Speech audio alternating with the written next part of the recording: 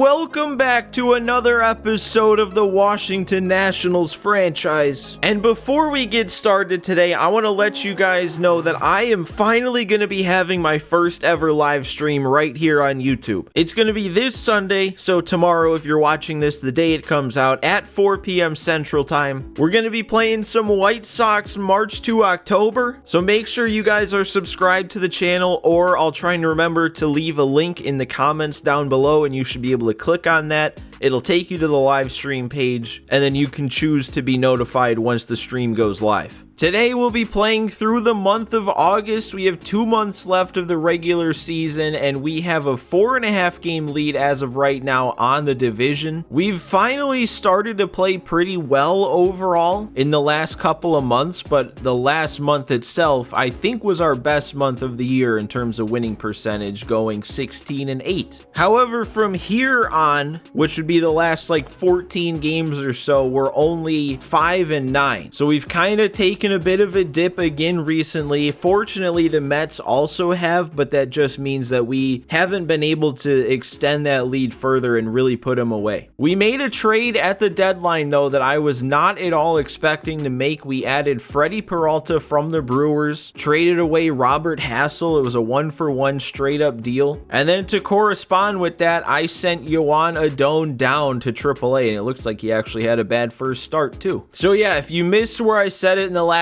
episode, I'm no longer playing full games in an episode. We gotta make sure we get through this season and do everything that I want to do, simulating the future before MLB 24 comes out, and man, that's coming up on us real fast. So today what we're gonna do is finish out the month of August, which takes us onto the next page actually, but it works out perfectly with finishing the series against the Astros. So we're just gonna sim through each game, play whatever critical situations pop up, and hope that we can expand on this division lead. So let's get things started here. I guess we didn't technically finish this Sunday here, but there we go. And now we're on to play Milwaukee. Blake Snell on the mound for game 1, and wow, we get destroyed. That's not what I wanted to see. Snell with a really rough start. Ayala with a rough appearance out of the bullpen. Also, he's been going real good. That's a bad one. And then absolutely no offense on top of it. All right, well, let's bounce back in game 2 then. We have a critical situation this time. Let's walk it off. All right. This is a much more fun spot to be loading in as opposed to like being down a couple runs with 2 outs. We have nobody out. We have the winning run on second with speed and Yu Chang up with clutch. Oh my god, I almost went deep with Chang to end it. That would have been fun. He only has 1 bomb on the year. Oh, go. That's going to end the game. It's just a matter of how far it's going. It's off the wall, so Yu Chang can't quite hit his walk-off homer. But he is going to walk it off with, well, I actually don't know if that's going to go down as a double because he wasn't able to make it to second. But he had a walk-off in the last episode too, so he is kind of coming through in the clutch out of nowhere. Just a bench utility guy coming up in the big spots and winning games. This is kind of just how things have been going though this whole season, is we'll have a bad stretch and then we'll win, or we'll have a good stretch and we'll lose. We just don't really do much consistently of anything. So can we at least win this series here? That's what matters here. Take 2 of 3, and we do with a nice 13-7 win. Couple of Meneses homers, a Soto homer, a 4-hit day for Isan Diaz. Not a great start from Bobby Miller, also not a great outing from Sandlin. And now we have what's actually a pretty big series against the Mets. This is the team we're trying to hold off and stay out in front of. We're 6 games up on them now after winning our last 2. So if we sweep them here, extend that division lead to 9, that starts to feel pretty safe. But we only have this series and then the next series a couple weeks down the road against the Mets, and that's it for the rest of the year. So we got to make these games count. So we got a Cavalli versus David Peterson matchup here for game 1, and we're going to pick up another win. Bunch of home runs in this game, and Soto's the one with multiple. Cavalli had a pretty solid start. Ferguson with a bad outing. It seems like we can't get through a game here without at least somebody doing bad on the mound. Usually it's the starter, but sometimes it's just a random bad outing from a reliever. But hey, as long as our offense shows up and scores runs, it's all I care about. We got a Freddie Peralta start here. I think it's going to be his second start with the team after getting added. Yeah, because he faced, I think he was in this game. So he'll just be facing both New York teams in his first 2 outings with us. So what does he got here? Can we win? No, we can't. Not going to win the series early. And yep, he had a bad outing. And then Ayala gives up a couple runs again. So we're going for the series win. We need this series win or else they're going to gain some ground on us. And we have a critical situation to do that. They're locking me on Casas though, and we're down 2. It's going to be a lefty-lefty matchup also, but we got to hop in. We got to see what we can do with Casas. At least get myself on base to bring the tying run up to the plate. Oh, and I got around on it. I'm just under it. That sucks because that really could have been a good swing if I got that PCI up there. So now we just have to helplessly sit here and watch, but there's a run. There's another run. We've tied it. On the mound, Caleb Ferguson. Oh, I have an appearance to play here. That's what it is. I guess in the field. And it's just, oh, it's okay. I thought it was just a grounder to third, but no, it's got to be a base hit. Why bring me in for that? Okay, well, it looks like we got out of the inning, and okay, we turned into having a pretty big at bat here. Bottom 9, tie game, 2 outs, and if we can get that 3rd home run, that was the whole reason we got this critical situation. We win the game. Oh no, what was that? What was that? All right, now we're at the mercy again of the game. Why is there no runner on second? I feel like I've seen this happen before actually, where it's just like the extra inning rule gets messed up when there's some sort of player lock situation like this. Was that my ball? I don't think I'm getting to that. Oh, and we win. All right. I guess we had a free runner on, though, because I'm pretty sure that was the first batter of the inning, went deep, and we won 8-6. So I don't know what just went on there, but we win the game, and that's what matters. I'll just sit here and accept the fact that I won the series. So we at least extend the lead against the Mets by, what, just 1 game? 7 games up now in the division. And now we got the Cubs to deal with. Mackenzie Gore on the mound to start the series, and we win it 6-1. Looks like a nice start out of him. Yep, 7 2/3, only the 1 run allowed. This is a very weird time we find ourselves in where it might not be wrong to say that Mackenzie Gore is our best starting pitcher right now, because Snell is way too inconsistent and he's got that ERA up to all the way up to 4.42 now. Freddie Peralta's only been on the team a couple games, so I can't really say that yet, and Miller and Cavalli are both not as consistent. So Mackenzie Gore, of all people right now, most consistent starting pitcher to trust. So game 2 against the Cubs, and we're gonna lose. We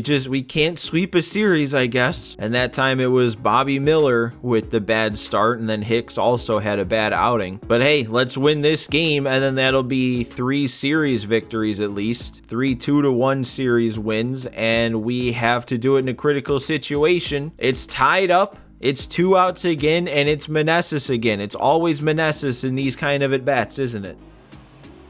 Oh, man, why can't I... Ugh. It's been the same thing this whole season with Joey Meneses. I get a pitch to destroy, and I either ground it out like that and roll over on it or pop it up. There's no in between. All right, well, now it's on me to get through extras, and Ayala is gassed, so we can't leave him in. We had no one warming up because that's how critical situations work, and they're not automatically warmed up. What has happened in this game to this point? Because I didn't look at that. We have no homers on the day. Cavalli had a decent start. Ayala had a really good outing, but he's done because he's gone 3. So what I'm going to have to do here is just mound visit to get the energy up. And I guess we'll go Sir Anthony Dominguez here. Okay, that is perfect. Pop up. Chapman's going to have it. And that's going to keep him at second base. Oh no, go foul. Do not land fair. Oh my God, that was so close to being disaster. Okay, that's fine. That is actually fine. That was a very difficult at bat to put that guy away for no reason. And we sit down Seiya Suzuki on the sinker. No run comes across in extras. We just got to bring that free runner around now. It's going to be Meneses out there. Actually, do I want more speed? Do I want to think about this? We really, I mean, we do have more speed, but we only have one bench bat left. And I feel like it would be smart to save that with our starting catcher still in, and he's somebody that has no speed. So yeah, we'll keep Meneses out there. I mean, if Chapman just goes deep, we won't need to worry about the speed, right? Oh, they let me hold up. You don't normally fare well when you check swing on a fastball up above the zone like that, but they let me hold up. Doesn't help a ton, really just kind of sets up the double play, but it brings Yu Chang up to the plate, a chance at another walk-off for him, and I'm actually seeing up there on the board that he came in as a pinch runner in the 4th, which is not a good sign for whoever was starting, which I guess would probably be Casas. No, I did not miss that. Oh, no. That was the pitch that Yu Chang could have walked another game off on, and what am I doing being late on it? Oh, you can't ask for more of a beach ball than that. Okay, Isan Diaz out to center. I think I'm going to try and move up Meneses on this. Yeah, that's going to be enough. It's going to make sure a base hit scores him now.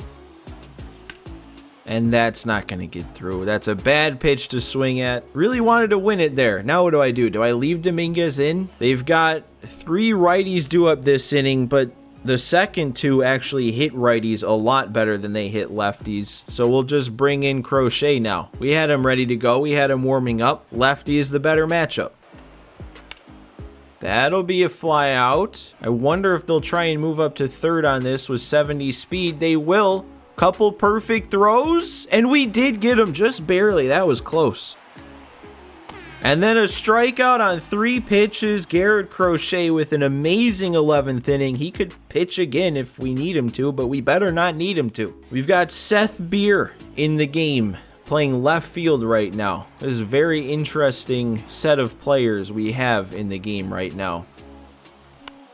Oh, and Seth Beer, that's not going to get down, and it just dawned on me also that I saved Jorge Alfaro literally only for the reason of pinch running him for Keibert Ruiz, and then I forgot to pinch run him for Keibert Ruiz, so we're going to do that now. Alfaro's in the game, and what is going on with Abrams also, because he's down to a 293 average. And that's not going to get through, so 2 batters in. We're not even going to move the runner up to third. Top of the order with Happ. Oh, he got hit. He got hit again. Of course he got hit. It's Ian Happ. He doesn't not get a hit. And now it's going to bring up Mr. Clutch. Already 3 hits in the game. He's got to actually get back to being Mr. Clutch again, because I haven't been Mr. Clutch with him in this season. I didn't get enough of it. I didn't turn on it. That's the issue. It says good timing, but I wasn't out in front of it. Oh my God. Get a hit. Well, I guess we are gonna need Garrett Crochet to give us another inning then. Oh my God. Wait, Garcia's there. He's not gonna get it there though. What is with that animation? Why is he stumbling around? Oh my God, he's bunting. He's bunting to drive in the run. He took the first pitch and then bunted. There's another punch out though. Crochet's got that back foot slider working. Oh, he got the back foot slider again, and Garcia is not going to make the play again. We have given up 2 hits and the run this inning because of 2 infield singles that Luis Garcia can't get over to first base. Okay, blow the fastball by him. No more runs come across to score, but man, Crochet does not deserve a loss. We've got to pick him up here. At least tie the game, keep it going. They're going to a new arm. Cody Hoyer out there with a .64 ERA. Meneses up. If it was like anybody else, I might just commit to bunting, moving that runner up to third. But we can't take the bat out of the hands of one of our best hitters. That I just don't understand why that's not hit better, both on the game and on me. Like, I don't know why I'm not making a better swing on a hanging slider. I also still don't know why that result isn't better with that swing. Like, that's still a good swing. I don't know why I didn't swing at that, because that would have been a really good swing. Oh my God, what am I doing? And then I can't hold up on that. But seriously, of all the times that this game makes me go around on swings I want to be check swings, it didn't that time on that pitch right there. How am I late? Oh, no. 3 straight fastballs, and I still find a way to not time it up. All right, Yu Chang, you're our last hope. Oh, no. I don't know. Don't know what made me swing at that so far below the zone. It was just a straight fastball. That's a bad loss, dude. That is a really bad loss. You have both the 10th and the 11th innings with a free runner to start on second base, and all you need to do is have that guy come around to score, and I don't win. All right, and there's the injury I was expecting to see, but again, it's fortunate that it's just a minor injury. We've had a lot of injury troubles in the minor leagues, but it's fortunate that all of our big league injuries have been pretty inconsequential. That's actually very interesting that the game defaults to have Yu Chang starting at first instead of Seth Beer. The Mets, though, are 2-8 in their last 10. They just keep losing. So even though we just lost a series, they didn't gain any ground because they got swept probably. So we have a 4-game series against Cincinnati. No break this week. We got to take on Edward Cabrera in the first game, and we do win. We get another minor league injury, but that one's just minor. 7 runs on 21 base runners, 15 hits, 6 walks. Freddie Peralta, he did not pitch a good game.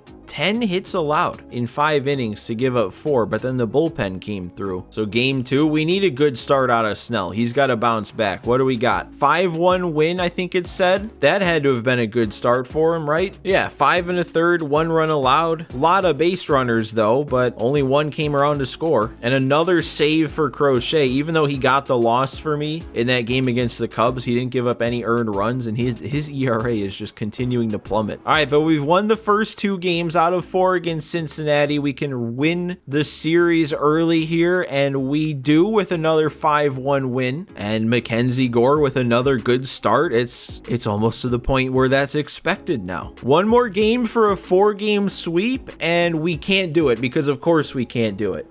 We can never do it. We can't get sweeps in this episode. And that one this time comes down to Jordan Hicks. 4 runs allowed in an inning and a third. He is such a weird pitcher. He'll have outings where he's just absolutely dominant, and then he'll have outings like that, and like overall on the year, a 4.44 ERA in that many innings pitched like isn't terrible, but I'd almost rather it be like gradual. I'd rather him come in and give up a run in 2 innings, which is what he's averaging with his ERA anyway. I'd rather him do that every single outing than have like an outing where he goes 1 and gives up 4, and then has another one where he goes 3 and gives up nothing. It's kind of weird. We had no critical situations in that entire series, a 4-game series. I think we've played in every series so far one way or another, except for the one that went the longest. But here we are again, another 3-game set against the Mets, and this could be what puts them away. We're 9.5 games up right now, already feeling pretty safe, but if we manage a sweep here, we'd go up, what would that be, 12.5 games with just over a month to go. That's looking pretty good. So game 1 here, Cavalli on the mound, and that's another 5-1 win. I swear it already told me this guy was no longer injured. Soto, Casas, and Chapman go deep. That was Casas's return game also, so that's good to see. A scoreless start from Cavalli, even if he didn't go too deep into it. And we're up 20 games over 500 now. I guess we would have been there here too, right? But I didn't notice it. I feel like we haven't done that yet. I talk about being like inconsistent and not racking up long winning streaks, but like we're still 20 games over 500. So obviously we're winning a lot more games than we're losing. It's just kind of weird that we're doing it without winning more than like 5 or 6 games at a time. Like I really think our longest winning streak this year is either 5 or 6. But game 2 against the Mets, this is a big one, and we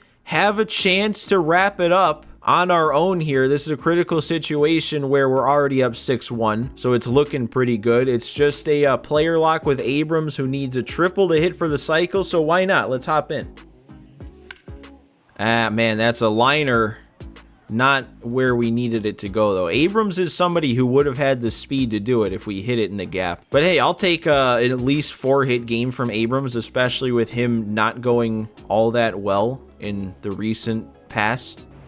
And we're going to wrap up the win 6-1. Abrams gets player of the game. Hopefully that sparks him again, because his average being down to 295 with where it had been at for so long in the season, that's not good. He needs to get back on form. We had a good start from Peralta. 5 1/3, gave up 1. Jordan Hicks, there's his elite outing. 2 2/3, no runs allowed, only 1 hit. And now let's finish the sweep. Let's finish off the Mets. They're down a couple games under 500. They're not even second in the division anymore. We have nobody that's at least 500 to deal with. So let's stomp the Mets out of this here. One more game, one more win, and we do win it. 3 straight games only allowing 1 run, and 5 of our last 6 we've only allowed 1 run. This is what we need to see out of our pitching. Snell put together a good start finally. Bullpen had a pretty nice day. Crochet another save. ERA is going to drop under 2 any day now. 75 and 53 right now. It doesn't feel like our team is playing as good as that record indicates. Where are we at league-wide right now? Basically the same record, very similar to both NL Central contenders. They're tied right now. And then a few games behind the Dodgers. So we're kind of sitting right there at the top of the National League, right with the other top dogs. In the American League, the Jays right now have the best record. They're the only team I've seen with over 80 wins. Guardians are expanding that lead against the Sox, and then the Astros are leading the West. So the only team in the AL that's doing better than us is the Jays. And man, I guess without having scouting or signing or drafting or trading to worry about, we are flying through this episode right now. So since we have a bit of time, I'm kind of curious, what's our minor league team doing? Look at that. AAA team is 73 and 49 at the top of the division or the league, or however it works in AAA. I don't really understand. And then the AA team also winning their division. So we're winning the divisions all up and down the organization right now. 70 and 46 for these guys. All right, so let's keep it rolling then. We've got a 3-game series against Seattle. They're one of the top teams in the AL right now. We've got Mackenzie Gore on the mound, and we have a chance to win it here. Chance to walk it off with 2 on. Abrams up, but a lefty out there.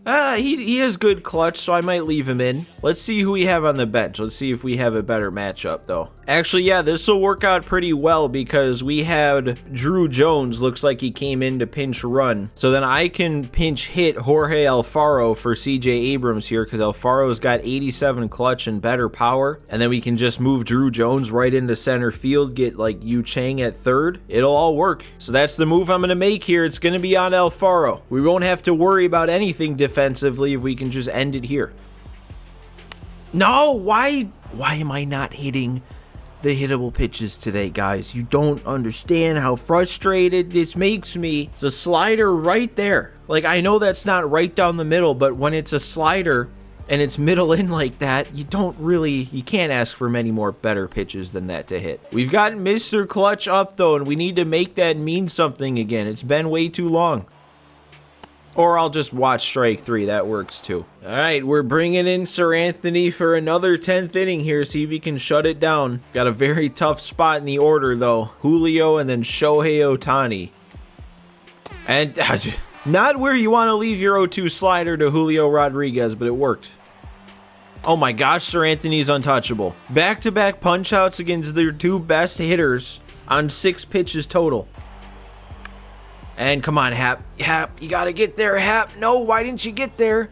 We can still throw him out, though. What a relay. Okay. I don't know how he didn't get there on time. Was he not, like, off on contact or something? That seems very slow. That seems like he should have scored on that hit. But hey, we did it. We kept it scoreless. Now we have Juan Soto with his 99 clutch, actually.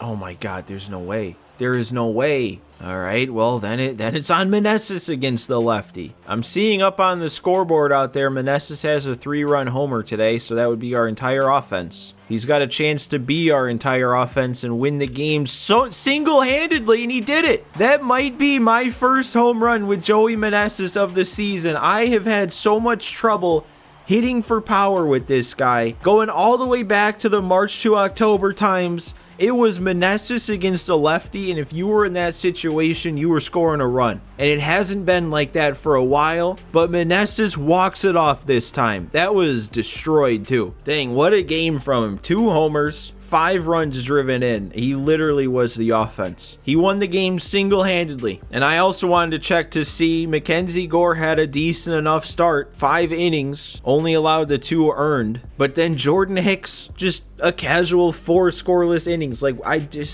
he'll do that, and then he'll come out in his next outing and go like 2/3 of an inning and give up 6. All right, well, we're starting to put together a winning streak. It's at 4 games here, so that means we'll either be losing this game or the next game against Seattle, because we can't sweep 2 series in a row. That's too much. Let's see what Bobby Miller can do, and he's got us up 8-3 here in the 7th. We have Matt Chapman with a couple homers today. Let's hop in. Let's see if we can get him 3.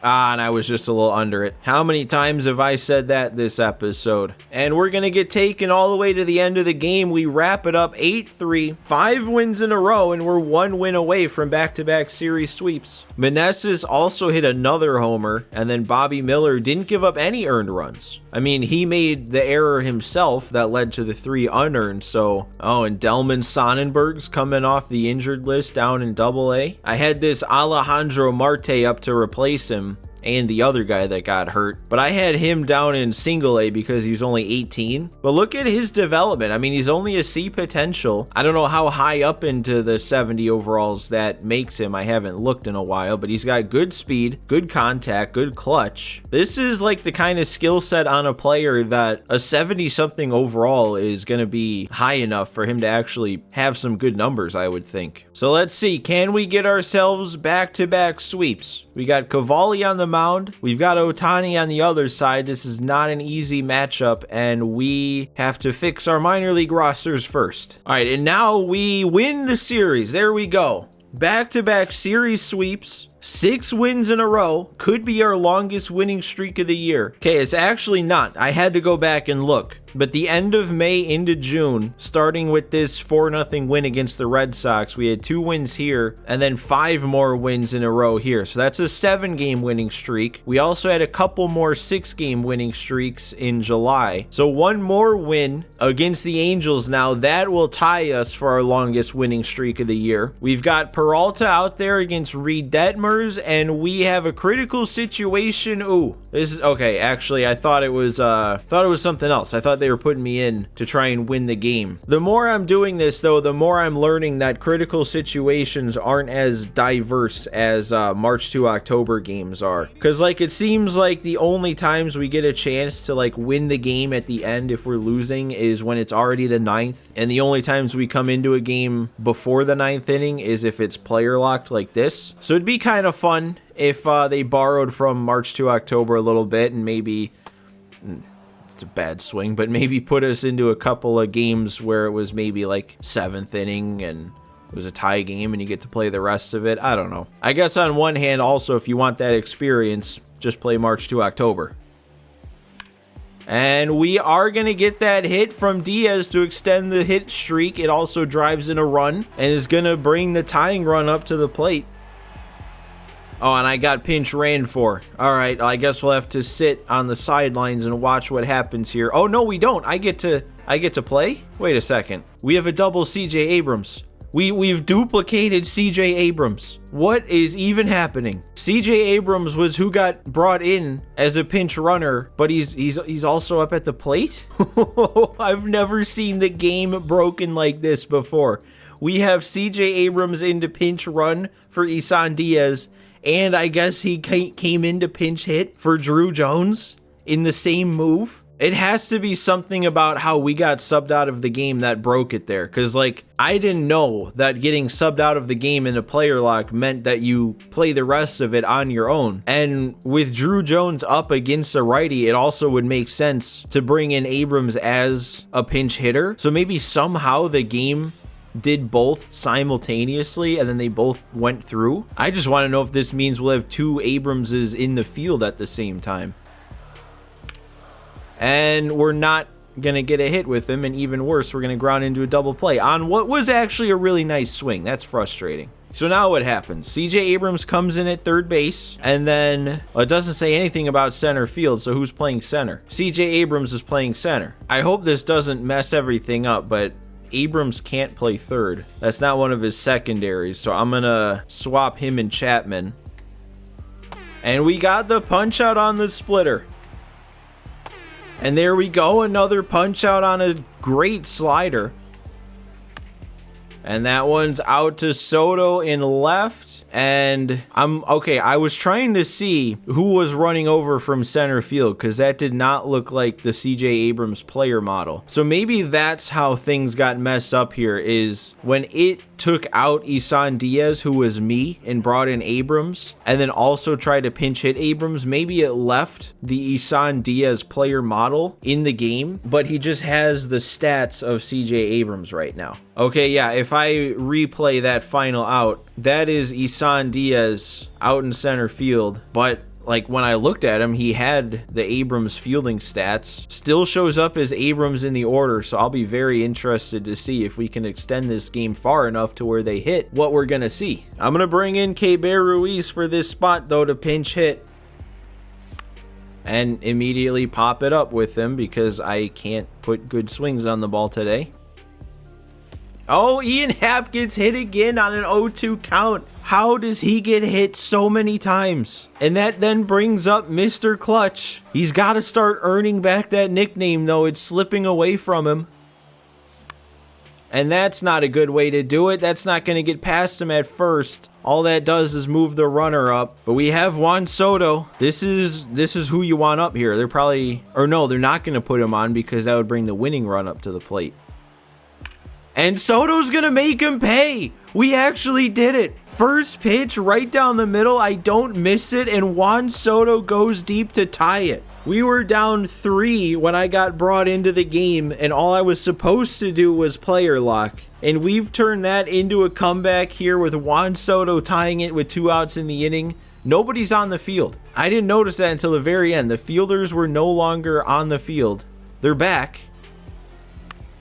And now Meneses, that one's not going anywhere. So we tied it. We keep the game going. And let's see if Abrams can walk it off when we get to the bottom of the 10th. We'll go to our 10th inning specialist, Seranthony Dominguez. That feels like what he's become.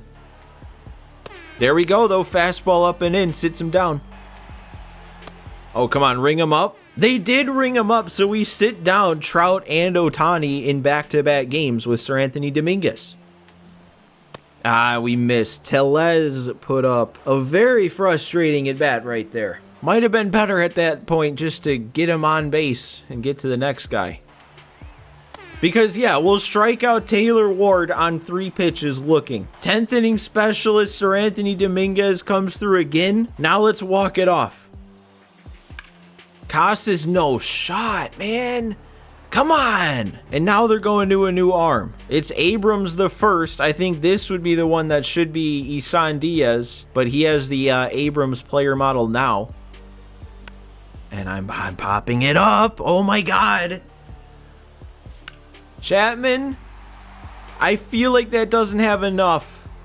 Oh wait, he's jumping. It did have enough. Matt Chapman walks it off. Straight away center field, and it's in between the 2 Abrams at bats that we walk it off. Now that was a fun one. I mean, I came in feeling hopeless because I was only going to get the at bat with Diaz. And if I didn't get a hit with him there, we don't get pinch ran for, and then we don't get to control the team, and then we don't get this win probably. So that's going to tie our longest winning streak of the year then at 7. We're 79-53, 12 and a half games up on Philly, who are putting together a little bit of a good run here. But look at the Mets. Look at how far they've dropped. 9-game losing streak for them. They're down 7 games below 500. Can you believe they were like somewhat threatening at the start of this episode?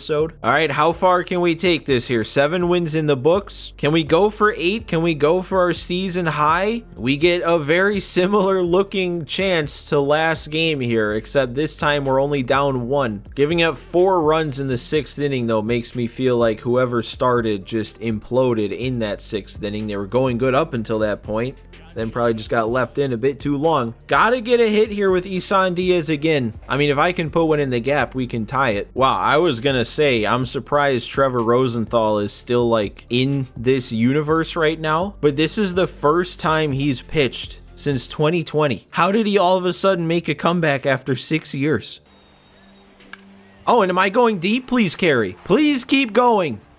Isan Diaz? Oh, it's off the wall. Okay, it's not gone. I was thinking we were going to take the lead, but it is going to be an RBI triple for Isan Diaz to tie the game.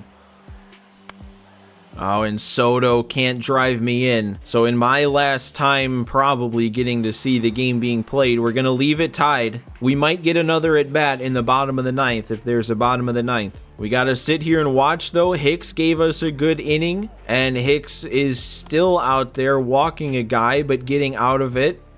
Abrams gets a pinch hit base hit. Garcia gets a pinch hit base hit. Drew Jones draws a walk. Hap strikes out, and here we are again. A chance to walk it off in the player lock with Isan Diaz here with the bases loaded.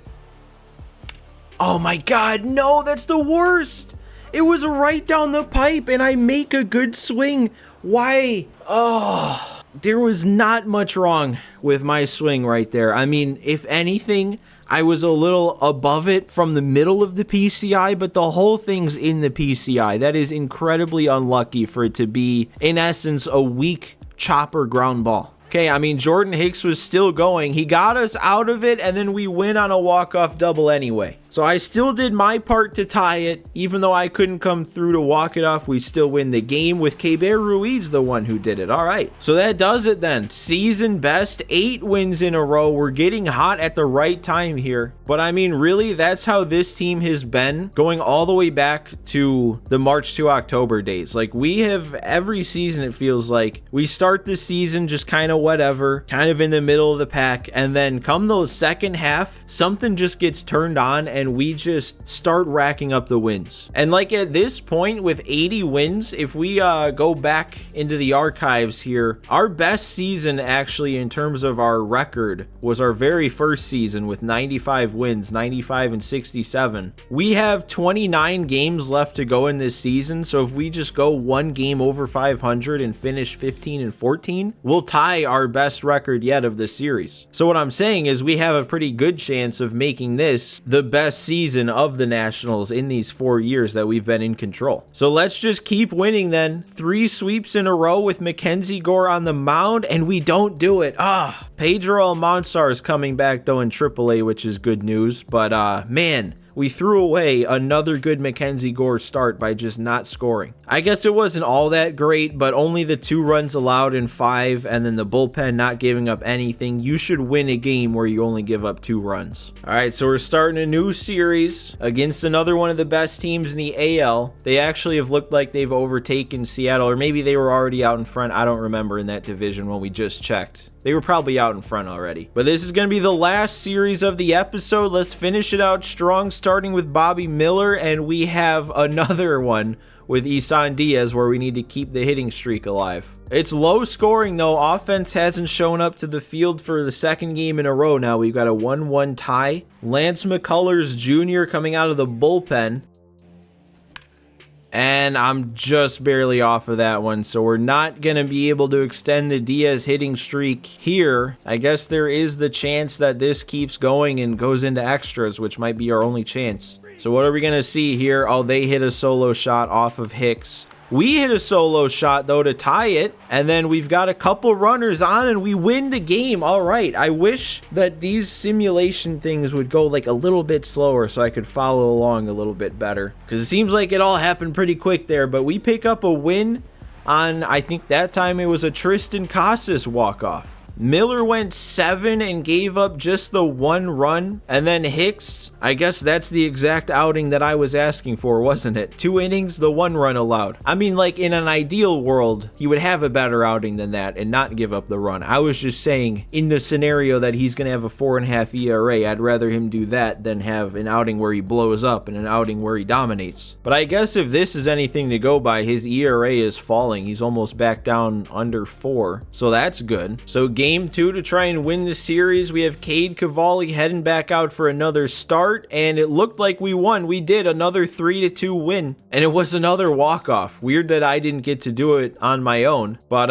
it was potentially another walk-off home run by either Soto or Casas. Cavalli goes 6, 1 allowed. Ayala with a nice outing and gets the win. And now the final game of today's episode, a Freddie Peralta start, looking for a sweep over the Astros, and we have one final critical situation to load into. We're up 6-2. Soto's got 2 homers on the day, which has got to bring him up to like 45 now. We've got 2 on. We've got a righty out there. Let's hit another one. That would be a 3rd homer of the game for Soto, our team's 200th homer, and it would pretty much have to seal this win. Oh, and I don't think I got enough of that. I pulled off on an outside pitch. Gotta go the other way. Why are we not tagging up on that? With 85 speed, was that not deep enough? Ooh, Lane Thomas with a bit of revenge. Whoa, whoa. Lane Thomas hit the bomb, and then we just kept whoever was in there out there to give up the lead. What are we doing? And what's going on here? I don't need to play the field. Double play, fielder's choice, Drew Jones with a walk, and we win another one on a walk-off. One batter before I get to come up to hit, so that means it was Mr. Clutch. He might be Mr. Clutch again if he's hitting a 2-run walk-off homer. So was that a full 3-game series sweep of walk-offs? Every single win in that series was a walk-off win, and I guess I don't know about the middle one for sure, but I think 2 of the 3 were walk-off homers. But how about that as a way to end the episode? Well, I guess this is what ends the episode, is a K-Bear Ruiz injury. Another non-serious one though, so he'll only be out a couple games. Just means Jorge Alfaro gets a chance to shine. And there we go. We finished today 83-54. We almost finished 30 games over 500. I don't remember exactly where we started, but it was not that. It was not anywhere close to that. So the plan is to have one more episode of the regular season. I'm not entirely sure how I want to go about playing the postseason yet and how many episodes that's going to take up. So we'll just have to find out when we get there probably. But for now, thank you guys for watching another one today. Thanks for sticking with me to the end, and I will see you next time.